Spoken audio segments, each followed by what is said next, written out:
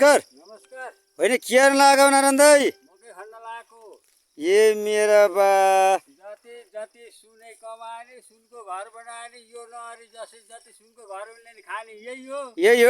यही काम नहरी खाएर के खान्छन् र अनि सुनको घर बनाएका छन् र। अनि ढिलोमनी के हिँड्ला त थेट त्यस्तो पनि काम गर्ने भनेर कमेन्ट लेखा दुई चारजना रहेछन् के नगरी नजोति नखाने के खान्छ र तिनको सुन खान्छ र सुन खाउन्। ती बाबुका सम्पत्ति यहाँ कुद्ने हुन्। बाबुका सम्पत्ति यहाँ कुद्ने। हामी पनि हिजो कुदेको हेर्नुहोस् यो के उखाल्नु भएको भाउजू होइन यो त नारायण दाईले भट्ट लगाएको भन्दै थियो त यो भट्ट हो कि झार हो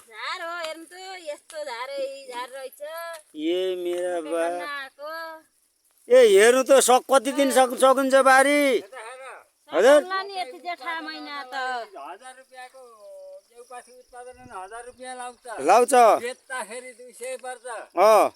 हामीले घाटा पऱ्यो नि त खेती गरी हामीले खेती गरेर हामीले जग्गा 5000 राखेको छैनौँ के नि 800 रुपियाँ हामीलाई घाटा पर्छ माइनसमा गइन्छ किसानी। अब अहिले कर्मचारीहरू बहुत खुसी छन् 15 गते कहिले आउला भनेर तल बढ्ने भयो भनेर जेएनजी सरकारले हामी कृषकलाई भगवानले कृषकलाई त छुट्याएको को कृषकै नभएकाले बिचा खाइदिन्छ हामीलाई त बिउ दिँदैन केही दिँदैन हो दिँदैन त केही पाइदैन। के फेरि भन त नारायण भाइ यसको बारे किसानले गर्नेले केही पाउँदैन बिचाका केही खाता किसान गर्नेहरूले खाता कापिया किसान गर्नेहरूले पाउँछन्।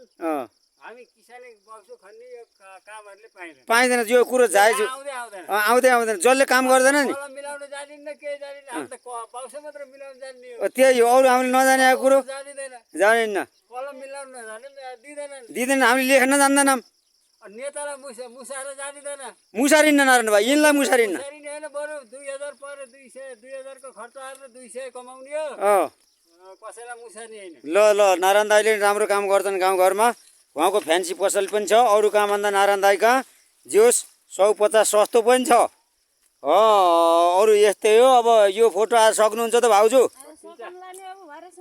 अब 3 भन्दा ला खाजा नि खाने होला अब कोदो रोप्दा नि यही छाँटो गरे नारायण बा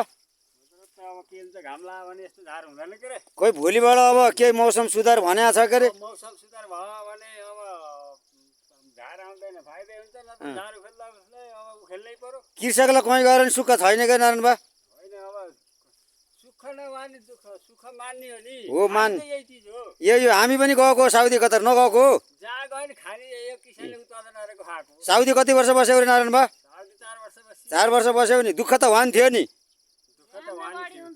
थियो अनि कसैका बुढीले त मेरो बुढो फोरम्यान हो भन्छन् फेरि उहाँ विदेशमा फोरम्यान अरे सुपरभाइजर अरे यहाँ उड्न पाएको छैन सुपरभाइजर छ कति राम्रो मेरो बुढालाई कति मन पराएको छ साउले अरे लेखेर यस्ता नि गफलाउने हो त्यही हो अब यस्तै छ नारायण बा म पनि आज जोत्ने भनेको बर्सातले दिएन अब भोलि सक्न पर्यो पर्सि ठुल्दाइको जसरी पनि सक्दिन पर्यो। अब यो आज बल्ल मौसम साफ भयो अब 12 बजेबाट यी जिन्दगी आज 15 गति हो जिन्दगी चिरञ्जीवीकै ठिक रहेछ अर्का घर जाने त्यसपछि भकरा महिला रहेछन् ल गर्न त गरे लौ दर्शक हो सम्पूर्णलाई नमस्कार जे सुकै गर कमेन्ट चाहिँ लेख्न नभुल लौ नमस्कार।